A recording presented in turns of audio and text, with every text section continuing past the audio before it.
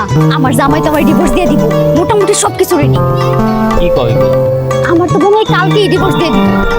আচ্ছা আমরা কবে বিয়ে করব? বিয়ে করতেছি মানে? কে কারে বিয়ে করতেছে? কি কইতাছো?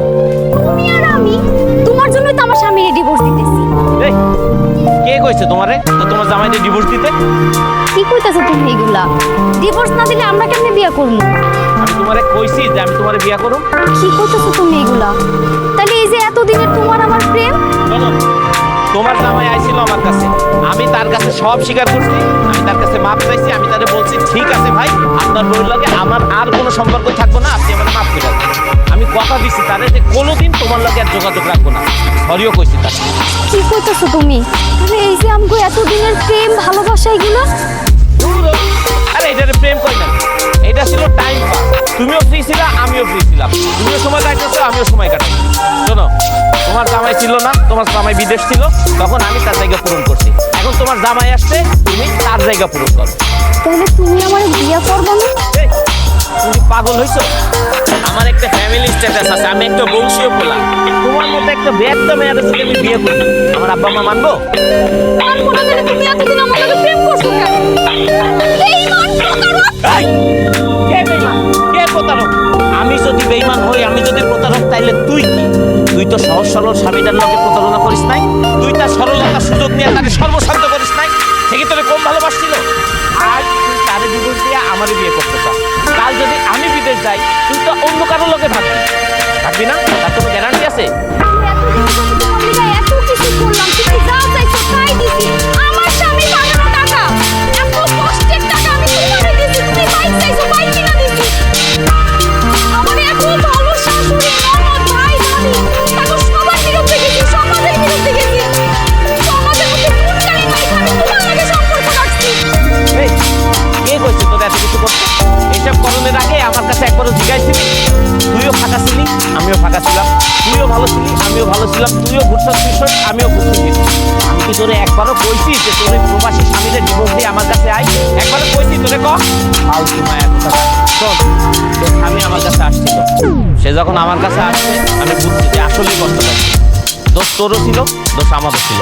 এখন তোর স্বামীর কাছে যাবি, যা তোর স্বামীর সাথে সংসার করবি। তোর লগে আমার যা সম্পর্ক ছিল সব শেষ। তোর কিছু কিছু বউদের জন্য সব প্রবাসীর বউদের বদনাম হয়। সব প্রবাসী বউ না তোর মতো এত খারাপ না। খারাপ আছিস কেন? যা।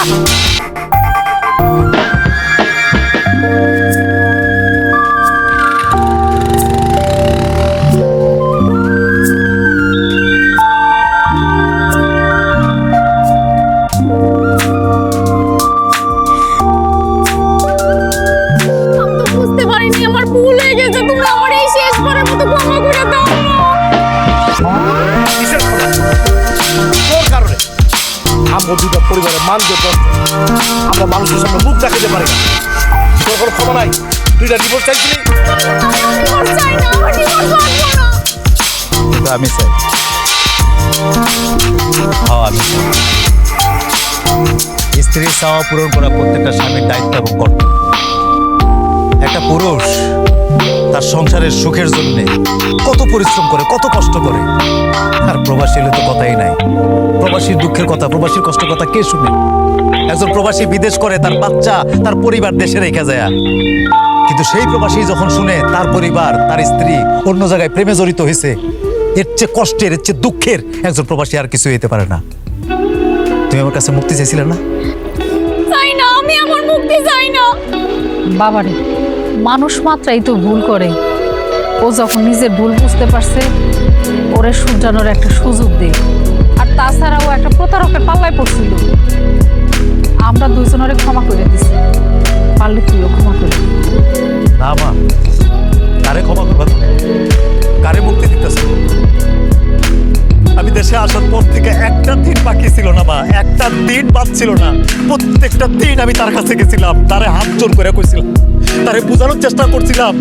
তার নোংরা অতীত যাই না, আমি বারবার তারে বুঝাইছি, আসো সংসারটা করি, সংসারটা।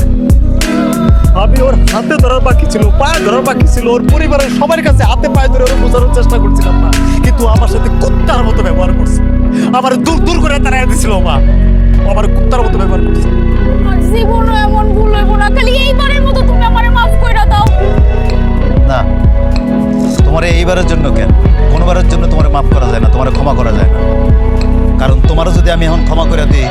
তাহলে আমার হাজার হাজার প্রবাসী ভাইরা অনেক কষ্ট পাবে, তাকে কলজা ভাঙা দেব। কারণ তোমার মতো বইয়ের সংখ্যা এই দেশে খুব অল্প, অথচ আমার হাজার হাজার প্রবাসী ভাইরা তাদের বউ বাচ্চারা এখানে বিদেশ করতেছে। আমার ওই ভাবিরা ওই বোনরা কত কষ্ট করতেছে দেশে, তাকে বাচ্চারা মানুষ করতেছে, সংসার দেখতেছে। কিন্তু তোমার মতো একটা লুবি